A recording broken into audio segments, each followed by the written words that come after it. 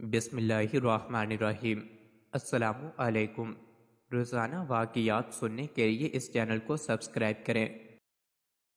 علامہ سیوطی رحمۃ اللہ علیہ نے قصاص کبرا میں بحوالہ بھی نقل کیا ہے کہ ایک مرتبہ ابو جہل اور ابو سفیان اور اخنس بن شریک رات کو اپنے اپنے گھروں سے اس لیے نکلے کہ چھپ کر رسول اللہ صلی اللہ علیہ وسلم سے قرآن سنیں۔ ان میں ہر ایک علیحدہ علیحدہ نکلا، ایک کی دوسرے کو خبر نہ تھی، اور علیحدہ علیحدہ گوشوں میں چھپ کر قرآن سننے لگے۔ تو اس میں ایسے مہو ہوئے کہ ساری رات گزر گئی۔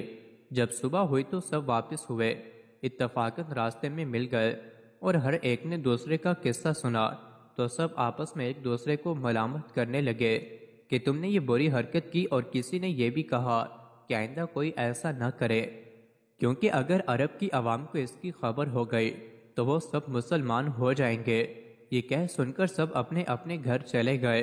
اگلی رات آئی تو پھر ان میں سے ہر ایک کے دل میں یہی ٹیس اٹھی کہ قرآن سنیں، اور پھر اسی طرح چھپ چھپ کر ہر ایک نے قرآن سنا، یہاں تک کہ رات گزر گئی اور صبح ہوتے ہی یہ لوگ واپس ہوئے تو پھر آپس میں ایک دوسرے کو ملامت کرنے لگے، اور اس کے ترک پر سب نے اتفاق کیا۔ مگر تیسری رات آئی تو پھر قرآن کی لذت و حلاوت نے انہیں چلنے اور سننے پر مجبور کر دیا۔ پھر پہنچے اور رات بھر قرآن سن کر لوٹنے لگے تو پھر راستے میں اجتماع ہو گیا۔ تو اب سب نے کہا کہ آؤ آپس میں معاہدہ کر لیں کہ آئندہ ہم ہرگز ایسا نہ کریں گے۔ چنانچہ اس معاہدے کی تکمیل کی گئی اور سب اپنے اپنے گھروں کو چلے گئے۔ صبح کو اخنس بن شریک نے اپنی لاٹھی اٹھائی اور پہلے ابو سفیان کے پاس پہنچا کہ بتلاؤ اس کلام کے بارے میں تمہاری کیا رائے ہے۔ اس نے دبے دبے لفظوں میں قرآن کی حقانیت کا اعتراف کیا تو اخنس نے کہا کہ باخدا میری بھی یہی رائے ہے۔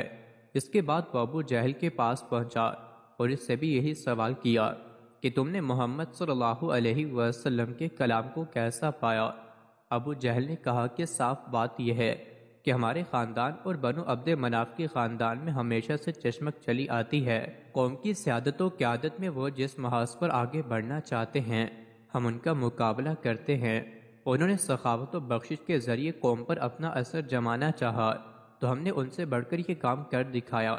انہوں نے لوگوں کی ذمہ داریاں اپنے سر لے لیں تو ہم اس میدان میں بھی ان سے پیچھے نہیں رہے، یہاں تک کہ پورا عرب جانتا ہے کہ ہم دونوں خاندان برابر حیثیت کے مالک ہیں۔ ان حالات میں ان کے خاندان سے یہ آواز اٹھی کہ ہمارے میں ایک نبی پیدا ہوا ہے جس پر آسمان سے وحی آتی ہے۔